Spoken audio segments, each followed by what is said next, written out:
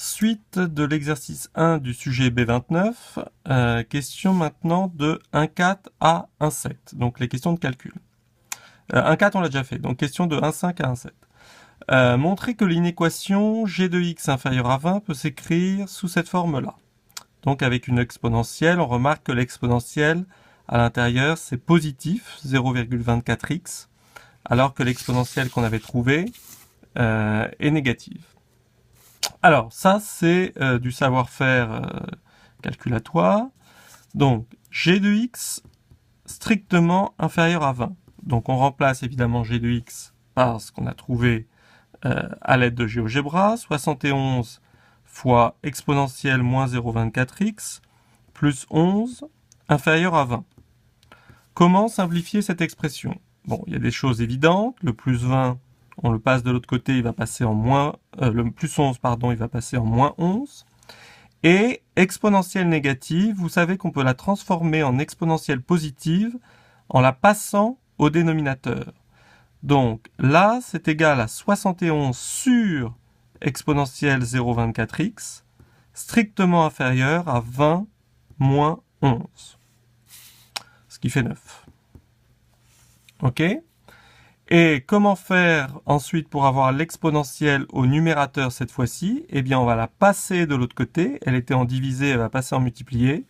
Alors que le 9 va passer cette fois-ci au dénominateur dans le membre de gauche. On va inverser l'exponentielle et le 9.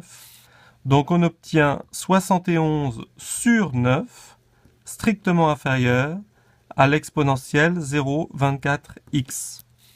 Qu'est-ce qu'on obtient? Cette expression, on ne peut plus la simplifier, eh bien on obtient exactement ce que l'énoncé nous demandait d'obtenir à la question 1,5. L'exponentielle 0,24x supérieure strictement à 71 sur 9. Maintenant, il faut résoudre cette inéquation, écrire les solutions sous la forme x strictement supérieure à b, avec b un nombre arrondi au dixième. Alors, là, il faut se souvenir de l'astuce pour résoudre des équations ou des inéquations avec la fonction exponentielle. Quelle est l'astuce qu'on vous a apprise?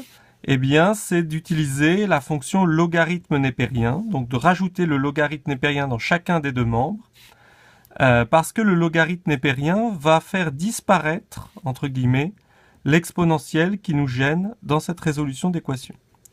Donc, je rajoute le logarithme népérien à gauche et à droite, et je garde le même sens pour le signe d'inégalité, car la fonction logarithme, on sait qu'elle est strictement croissante sur 0 plus l'infini.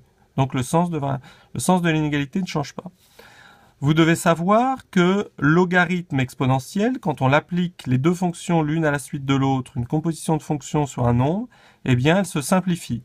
Donc il reste que 0,24x strictement supérieur à ln de 71 sur 9. Ensuite, le 0,24 qui multiplie le x, évidemment, on va le passer de l'autre côté pour isoler le x. Et on trouve donc x strictement supérieur à ln de 71 sur 9, le tout divisé par 0,24. Vous faites ça sur votre calculatrice et vous arrondissez le résultat eh bien, au dixième, comme c'est marqué sur le sujet, et vous trouvez environ 8,6. Donc voici pour la question 1,6. Question 1,7, dernière question du premier exercice. Ce résultat est-il cohérent avec la valeur grand N trouvée à la question 1,4? Eh bien, à votre avis, est-ce que c'est cohérent? Oui.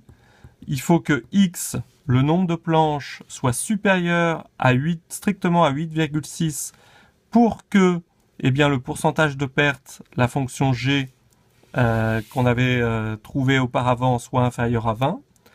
Et donc, pour que le x soit plus grand que 8,6, comme le nombre de planches est un nombre entier, eh bien, il faut n, le nombre de planches, qui doit être égal au minimum à 9.